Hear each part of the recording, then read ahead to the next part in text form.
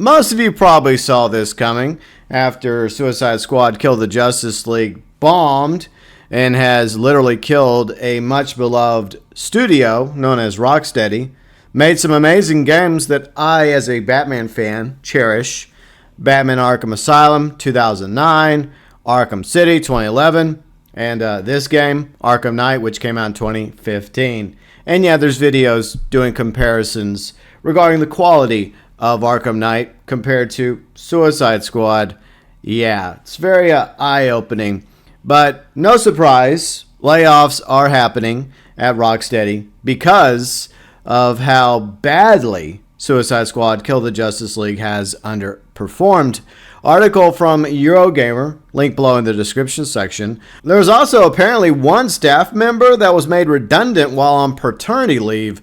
Aren't there laws against that? Rocksteady staff have told Eurogamer of redundancies at the studio following underperformances of Suicide Squad Kill the Justice League. Company's QA department has seen its size almost cut in half over the past month. Eurogamer says that 33 team members are now down to 15, with poor sales of Suicide Squad directed site as reason for its quote-unquote restructuring. The job losses extend outside of the QA. One staff member posting publicly on social media over the weekend revealed that they had been told they were being redundant in the middle of their paternity leave. Eurogamer has contacted Suicide Squad publisher Warner Brothers for comment, but no response so far. What a surprise. A Rocksteady staff who requests to remain anonymous told Eurogamer that the loss of so many roles, developers in the QA department, including team members with specialized knowledge, would leave their remaining colleagues shuttered with more work. There's also been acknowledgement by Rocksteady senior management that product quality will now suffer as a result. What product quality? Staff members affected by the job cuts include numerous junior staff, also several team members employed at Rocksteady for more than 5 years. Last month, Warner Brothers reported a 41% fall in gaming revenue year on year due to weak performances of Suicide Squad after previously saying it had lost $200 million on the game. Work continues on Suicide Squad's year of post-launch content, though nothing has been said of what, if anything, will come next. Article from Rocksteady, link below in the description section.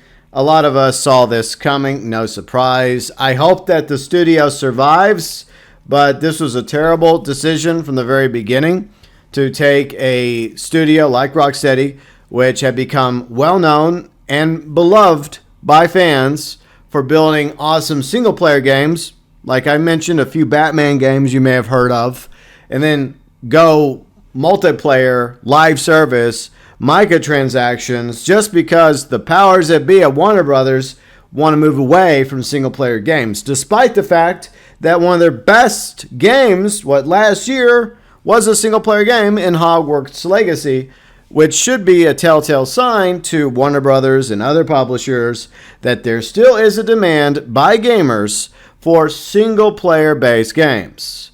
Rocksteady should have never made Suicide Squad Kill the Justice League.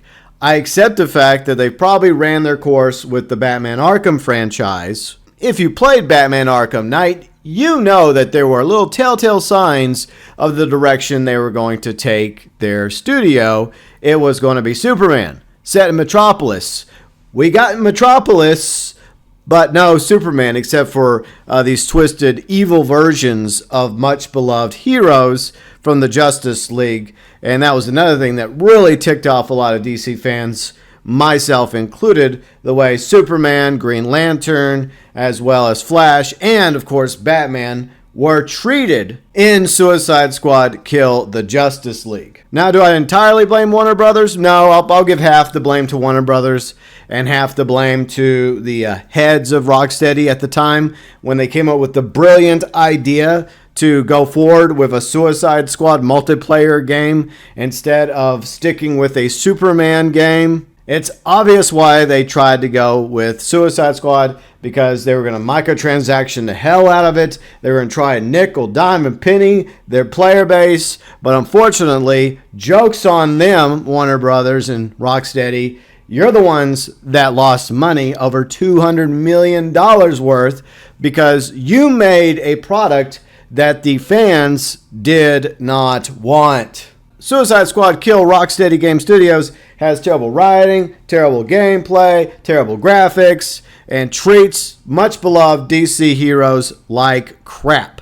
This is not the game that we wanted, Rocksteady or Warner Brothers.